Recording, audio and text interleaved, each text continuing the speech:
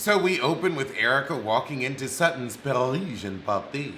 Erika apologizes for not bringing a gift, but her husband is mired in debt, and so is she. Kyle's like, I don't want to get my head bit off, so I don't know what Erika's gonna do. I'm gonna let her share if she want to, but she ain't gonna cuss me out. So we all sit down to lunch, and Kyle starts talking about her issue with the chip heifer, but they gonna be all right. Garcelle says, you know what, Chip Heifer, you are a bit long-winded, so we might need to give you a timer. But Kyle's impression of Kathy, how she just leaves half the conversation out, that was hilarious. Kathy wanted the caviar served at the table, and whatever Kathy says goes. Okay, Cal. Ooh, I don't know what meat that is, but that looked delicious. That made me want to go out and get some duck confit. However, Garcelle brings up Sutton's new vehicle. Erika says, well, I need a ride so you can pick me up. She is so woe is me. Erika got a new car too. It was a Range Rover, and everybody was like, oh. Good for you. All right, we're bringing up the elephant in the room. Your thieving ways. I let go of my Lamborghini, I let go of my 16,000 square foot home, I let go of my marriage. Girl, you were forced out because of debt. In debt news, you. Just you. All the things you name have been seized by judges in bankruptcy court to pay off your enormous debt. He pushed you out. The conversations we used to have were now down to a sentence or two. Ain't nobody buying that shit. You didn't want to talk to that coot. I kept walking around this house knowing that this marriage was heading down a really bad path. No, you were walking around that house singing, I'll be missing you. I know that I'll find a way to go through. I'll be living without you, 'cause you were my house, I was a trophy wife, but I will spread my thighs, and I will survive. That's what you was singing. She said, I ain't tell none of y'all because I know none of you can hold that information. The producer's gonna get it out of you, and all you heifers are thirsty for a plot line. But it ain't gonna be mine, thirsty for a plot line. She's like, and as far as the legal situation, mum's the word. She gonna play that at the reunion. Well, you know, it's a legal situation. I can't talk about it. Don't even invite her. I would say this. Tell her, we gonna pay you per word. Every time you say, I can't talk about it, you get $10,000 deducted from whatever we was gonna give you. You need to tether that to her check. Otherwise, this heifer gonna go up and plead 5/5. Oh, Erika literally said I filed on election day hoping it would get buried. Everyone congratulates her for taking such a brave step.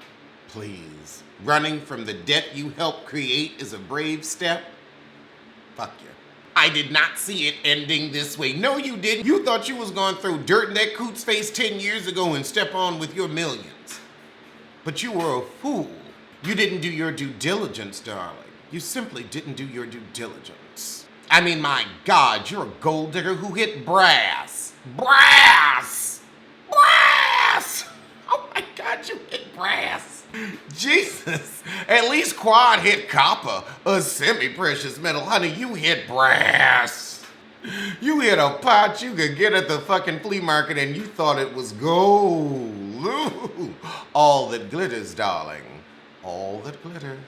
I was gonna hold that man's hand till he died. But you didn't pull the plug soon enough. So she invites everyone over to her new tiny baby dollhouse. It's still a $1.4 million home in West Hollywood, which is still peasant. Peasant. So now we move outside for dessert. So Kyle and the chip heifer revisit their apology.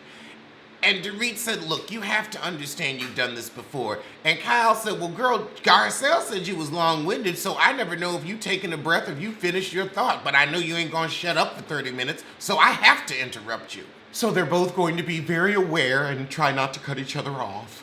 Kathy says, Erika, you don't really seem that attached to your house. She said it wouldn't mind to begin with. I was the third wife that lived there.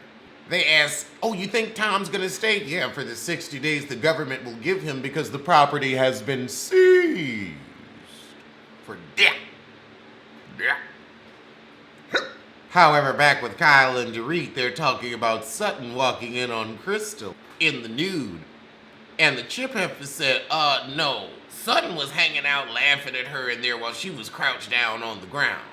And then the word violated comes up, and Kyle's like, I don't know if I'd use the word violate.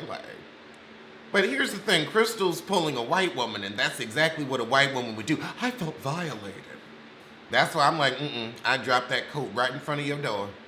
Actually, I'd leave your coat downstairs, because that way you couldn't say, my wallet was in my coat, now it's missing. Like, I ain't touch your shit. And don't you touch mine. Don't put a paw on it, honky. I know Kyle did not say, I would hate for something to be made of something that there's nothing to be made of. That's the whole point of the Housewives franchise. Y'all make mountains out of molehills. Oh, Garcelle's meeting a dating coach. Girl, Chocolate Michael and You was a plot line for the show. Let's be real. Everybody got a little real man when they first come on. It's okay. It's okay. He did a little Kenya. At least he didn't embarrass you like Walter. He probably wanted the puss, though. Oh, we dreaming up Mr. Right. Okay, got him. Kind, loving, loyal, sweet. I want you to be nice to me. To me. I don't want you necessarily nice to everybody. I want you nice to me. Don't just be throwing your niceness all around, just giving it away, laying it low and spreading it wide. Garcelle doesn't trust that somebody will truly have her back, and it's because ain't shit. That's why they will run on you like pantyhose. They will leave you in the lurch right when you really need them to come through for your child. I mean, honey, they will not be there like it's their motherfucking job. I understand, and it's just like, it happens to you 2 good times, and you're like, I ain't gonna be that stupid. No, I got it, because you ain't gonna fuck it up. You ain't. The thing is, to get to the place where somebody else can tell you they got you, you have to show and prove for decades. Decades. You got 30 good years right now. Get to showing, get to proving. Get this rent paid. Hit this rent. You about to show and prove. Pay this rent. You about to show and prove. Hit that cable. You about to show and prove. Where is my house in Vegas with the pool? If you can't do that and I gotta do the shit myself, well, child, I will keep marching the fuck on. I will keep the camera on, keep doing the videos, old shows, new shows, get my coin up and get what I need, because I can't depend on you. I wish I could, but please. I ain't stupid, I ain't dumb, and I ain't stupid. I can barely depend on me. And I know the stunts I'm pulling. Oh, we at Erika's new house and it's cute. I'd be happy to live there. She's got a pool. Oh, she's still got her #1 sissy with her, although I like his hair better this season. I see why Erika didn't take any furniture. Ooh, the shit she took is ugly and old. That's that old man furniture. It looks like she was living in the Playboy Mansion, and you know how run down that shack was. Oh, so that's what the Blanche Devereaux wallpaper is called. Martinique. I'm gonna get that in my bathroom too. I mean, we think the place is nice according to our standards, but she can't decorate. And the way they're walking around saying, it's gonna be great, it's gonna be swell. They're all thinking, this is a shithole. And you can put all the lipstick on this pig you want. It is not your 16,000 square foot palace in Pasadena. The new house is still 2,000 square feet, which I would be happy with. So her assistant is like, let's do 1 bedroom for clothes and 1 bedroom for shoes. And she's like, oh, that is not going to fit in here. Now we with Sutton, thank God Kyle made her get a mammogram. Why do they keep showing her titty in the damn x-ray? We don't need to see that. I'm happy she's healthy, but we don't need to see that. Sutton, how are you going to say the doctors had serious looks on their faces when they were wearing masks? I want to know. So Kyle's like, since I already have you anxious and upset, let's talk about your violele of Crystal. Well, I just knocked on her door and brought her coat to her. Girl, you opened the door. You said, I don't know what's going on in here. And then you barged in. You continued to barge in. The second is, I don't know what's going on in here. Oh, sorry. Get out. Kyle said, well, I don't like the nature of the conversation, so you should revisit it with Crystal. You know Bravo loves a rehash. This is production right here. Later that night, Rinna and Erika go to a hotel restaurant for dinner. Rinna's lip line's about to launch.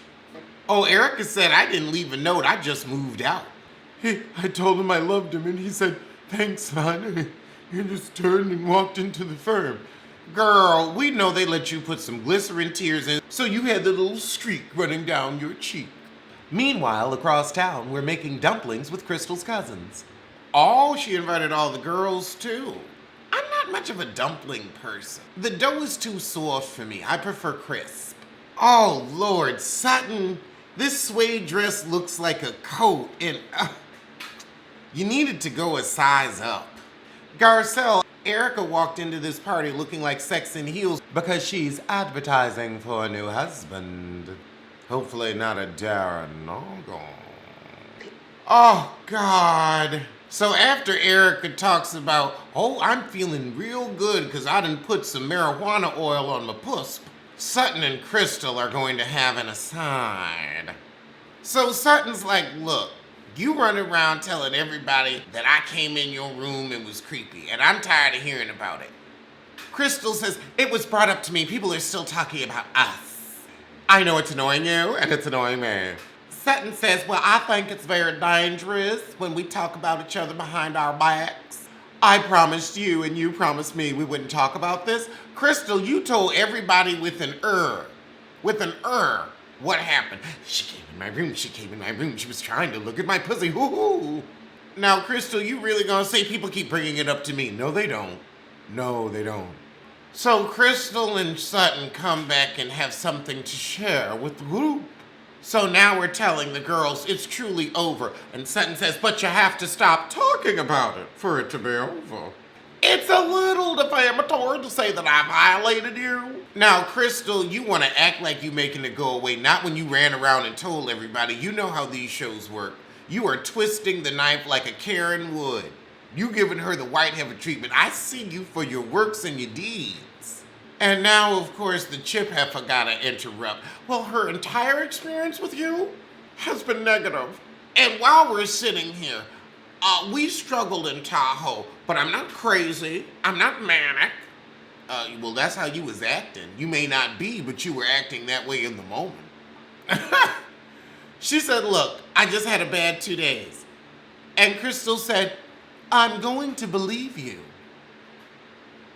Crystal, you are one shady heifer. I have never seen anybody come on and know how to play the game like this. I am impressed, ma'am. I am impressed. Your fashions need an upgrade. They really need an upgrade because that black Christmas bows dress in your confessional, oh Lord. But you're giving it to us. So now we head inside and we gonna make some dumplings. Oh, they are shady. They said, Rinna, this dumpling looks like your lips, and they did a side by side. They ain't shit. Erika gonna say, I don't want to meet Garcelle's dating coach. I'll just have a lot of anonymous sex. What sissies you slinging with? And how are you, Erika Jane, going to be anonymous? Then again, once you can't afford your glam squad, we won't recognize you. Well, that was the show.